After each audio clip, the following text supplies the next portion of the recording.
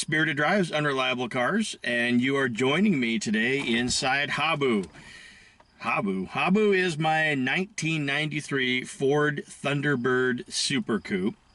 I've mentioned him a few times on the show before, and we're not going to do an episode about the car because you've already heard me talk about him off and on periodically, but specifically we're going to talk about an issue I had with this car. Now, as a quick refresher, some of you that are watching the show going back to where on radio, you remember when I bought this. I had a 1991, I think, black Ford Thunderbird Super Coupe 5-speed manual years and years ago. Loved it, but sold it because I had a family and all that. And call it a midlife crisis, call it whatever. I had a longing for another one, and lo and behold, this one turned up for sale all the way over in North Carolina. Black on black, 5-speed, just like my old one, although again, this is a 93. I think my other one was a 91. Only had 93,000 miles on it. The car is beautiful, but I bought it more or less sight unseen. I mean, the wonders of social media and the internet. I gathered all kinds of pictures. I asked them to send me video. I had some good conversations with the family that was helping sell the car because it belonged to an older guy. He's an elderly man, couldn't really drive the car much anymore. He bought it new, but you know, nowadays I think he was 82 if I remember right, and he couldn't drive it. So I had them send me all those videos and all the pictures, and the car arrived, and more or less I was happy with it. Now, I have bought cars sight unseen only a few times before. Like you, I don't like to do it. The first time was with my 1967 Austin Mini Countryman. I was in Alaska. The car was in Tennessee, if I remember right.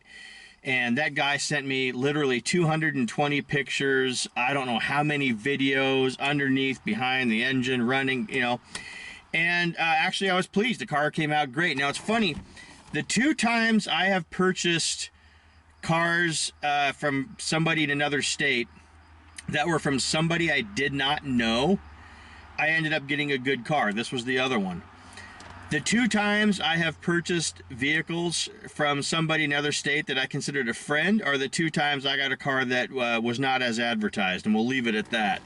Lesson learned, life lesson somewhere in there. And on those two cars that were from friends, I didn't ask for 200 pictures and video. I trusted them. Yay. Anyway, back to the Thunderbird. So it arrives. Aside from being a little dirty from transport, I'm happy with the car. I'm still happy with the car. It's gorgeous inside and out. One hook. I don't remember if I asked, and I'm pretty sure I did because I always ask, smoker or non-smoker, right? I don't buy cars that somebody has smoked in. I mean, unless I knew the car, I know the person, and I know that it's only a small smell that I can get out.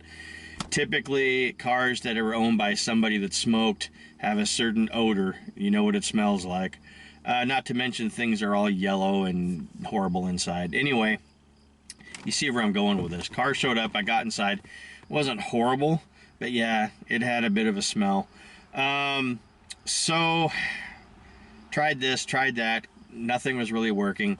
And I hit up a good friend of mine, David McCaffrey, who does a beautiful job at detailing cars. And he recommended one product that I used and I tried.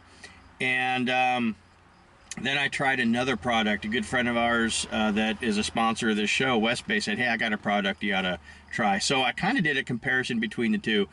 And that's what I'm going to talk about today. You got a problem with a car that stinks, cigarettes, Taco Bell, and you didn't make it home in time. I'm going to go over these two products that I tried. Long story short, I'll tell you at the end. I'm sitting in the car right now, and there's no odor whatsoever. The problem was solved. So let me show you the two products that I used, and if you got a problem with a car or room in your house where your Aunt Frida was staying or whatever, give these a shot. Take a look. Okay, so the first product I tried is called Dakota Odor Bomb. You can get it through Amazon, about $16 to $17, depending on if you get scented or unscented, all this other stuff they've got. And essentially, it works just like a bug bomb.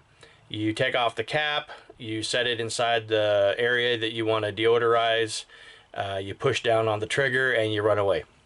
Shut the door. It takes 10 minutes or so. It sprays all this stuff all over.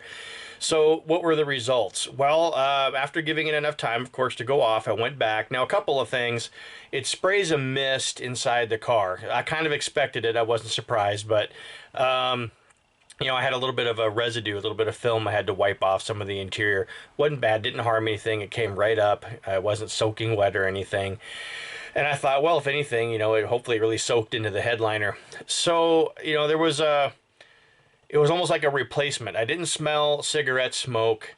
Instead, I smelled, you know, I don't know how to describe what Dakota odor bomb. They have different scents. I got the odorless. Odorless doesn't mean odorless. It has its own unique smell. Wasn't anywhere as horrible as cigarettes. In fact, it'd be an improvement. And I thought, well, you know, we'll give it a few days and that strong smell will go away.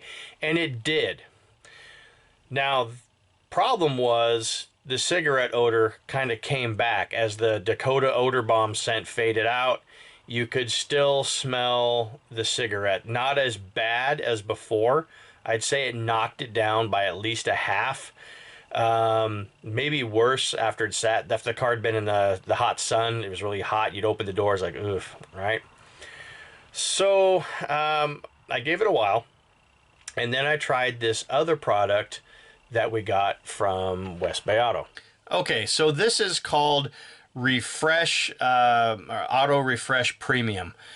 I'm going to admit, when I saw the name, I thought this sounds like something you'd get off Etsy or Wish.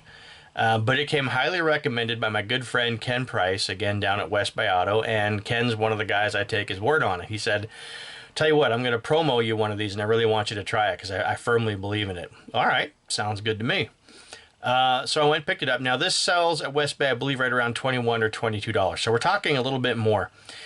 Now what caught my immediate attention when I opened the box is there's no aerosol or there's no spray.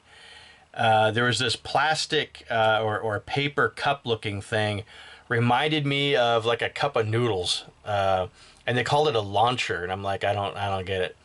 And then these two little bottles, and the instructions are you put warm water in one bottle, you put warm water in the other bottle, and you pour it into the launcher, and you put it in the car, and you shut the door, and you leave it for 30 minutes.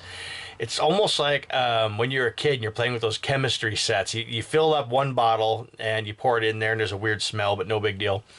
You fill up the other bottle, and things start bubbling and foaming, and you mix the two together, and it's this interesting color somewhere between pumpkin and dehydrated pea. Do you like that description? Anyway, so it's kind of bubbling in there, and I shut the door, and it already had kind of a nasty smell, and I thought this should be interesting. I didn't have much faith in it. You know, I'm used to aerosol, you know, that's power right there. So it said give it a half hour.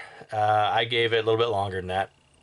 And I opened up the door, and I got something similar going on to the Dakota Bomb where I didn't smell cigarette smoke. Now, what I did smell was like, you ever gone into an indoor chlorinated pool and it looks like they got carried away with the chlorine? It was like that. And a good friend of mine, Matthew Boyson, friend of the show, said, well, it's ozone. He could be right. I didn't look at the ingredients on it. So I left the doors open. I let it air out, and that's been 3 days. And when that kind of chlorine smell went away, and it did, and it went away entirely, there is an absolute zero trace of cigarette smoke. The cigarette smell is 100% gone. The car is great. The car is cured.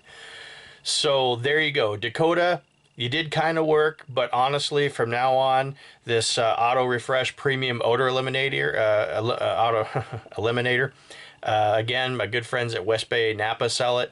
If you can't find it at your local auto parts store, of course, try Amazon. If you live in South Kitsap, Clallam, Jefferson, Pierce County, Mason County, head into West Bay. Folks, this stuff works really, really good. So, yay, no more stinky Thunderbirds. Ben with Spirited Drives and Unreliable Cars. We'll see you next time.